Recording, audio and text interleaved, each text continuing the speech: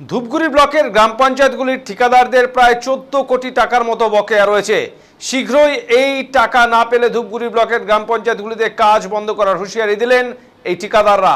এ নিয়ে শুক্রবার ধূপগুড়ি বিডিও অফিসের স্মারকলিপি দেন কন্ট্রাক্টর ওয়েলফেয়ার অ্যাসোসিয়েশন এবং খুব শীঘ্রই প্রাপ্ত টাকা দেওয়ার দাবি জানান এই সংগঠনের সদস্য বিভিন্ন ঠিকাদারেরা। তাদের অভিযোগ, 4 বছর আগে এনআরজিএস প্রকল্পের বিভিন্ন কাজ তারা করেছেন, কিন্তু এখনো পর্যন্ত এই টাকা বকেয়া রয়েছে। প্রতিটি গ্রাম পঞ্চায়েতে প্রায় 1 থেকে 1.25 কোটি টাকার মতো বকেয়া রয়েছে।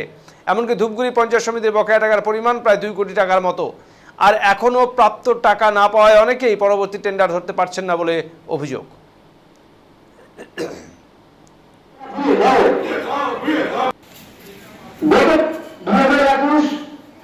আজকে আপনাদের কি বিষয়ে ডেপুটেশন?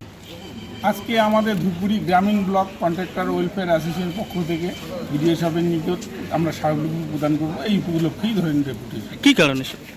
মূলত আমরা গত প্রায় 3 বছরের বেশি সময় ধরে এমজি এনার্জিসের বিভিন্ন প্রকল্পে দ্রব্য সামগ্রী সরবরাহ করেছি, কিন্তু কোনো টাকা আজ পর্যন্ত পাইনি। এমনকি গ্রাম পঞ্চায়েতে কিছু এখনও এফটিও পর্যন্ত হয়নি, যার জন্য আমরা বিডিও সাহেবের নিকট এই দাবিগুলো নিয়ে অন্তত স্মারকপত্র প্রদান করছি। ধূপগুড়ি ব্লকে গ্রামীণ এলাকায় কত কোটি টাকা বকেয়া রয়েছে? ধূপগুড়ি গ্রামীণ এলাকায় বর্তমানে বানাহাট ভাগ হয়ে যাওয়ার পরে 9টি অঞ্চল আছে, অন্তত 10 কোটি টাকার উপরে এই টাকাটা বকেয়া আছে। কত সাল থেকে বকেয়া রয়েছে? 20, 21, 22 এবং 22-23 এটা টোটালটাই বাকি আছে, এবং 23-24 এনার্জিসের কোনো কাজ হয়নি আপাতত।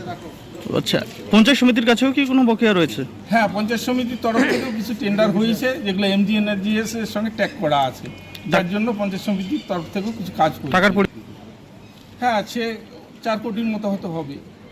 আচ্ছা, এই টাকাটা যদি আপনারা না পান তাহলে আপনারা কি করবেন? এই টাকাটা না পেলে, যাই হোক, আমাদের এমন অবস্থা হয়ে গেছে, আমাদের দেওয়ালে পিঠ ঠেকে গেছে। আমাদের অবস্থায় না পেলে আমরা আপাতত আন্দোলন করছি।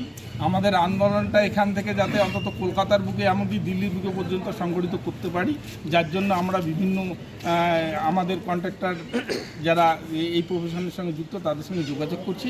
আমরা যদি এই টাকাটা না পাই, প্রয়োজনে দিল্লির বুকে পর্যন্ত আমরা আন্দোলন সংগঠিত করব।